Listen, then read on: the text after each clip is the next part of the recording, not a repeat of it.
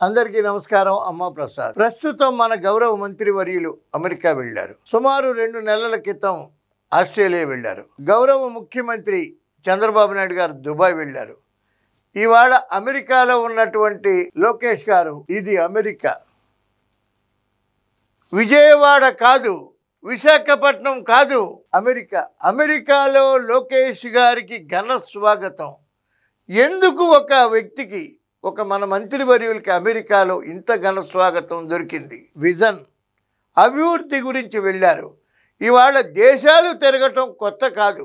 అమెరికాలోనే 4 సంవత్సరాలు ఉండి అక్కడ చదువుకుని ఉద్యోగం కూడా చేసి వచ్చినటువంటి నాయకుడు మన లోకేష్ గారు. ఇవాళ అమెరికాలో ఇంత ఘన స్వాగతం కలగటానికి కారణం అభివృద్ధి గురించి వెళ్ళారు. దేశాలు తిరగటానికి పోలేదు, సరదా కోసం పోలేదు. అహర్నిశలు ఆంధ్రప్రదేశ్ని అభివృద్ధి బాటలో పెట్టాలి. 20 లక్షల ఉద్యోగాలు మనం హామీ ఇచ్చాం. ఎక్కడ 20 లక్షల ఉద్యోగాలు?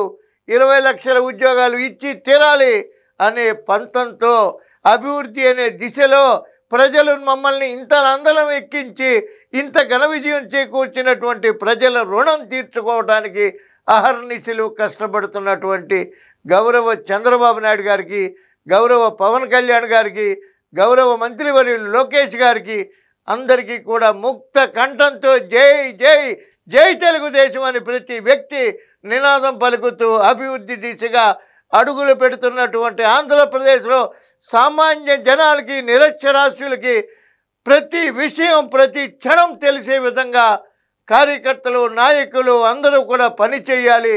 ఈ అభివృద్ధి ఆంధ్రప్రదేశ్కి మరొక 15 సంవత్సరాలు మనం అవకాశం ఇచ్చి తీరాలి.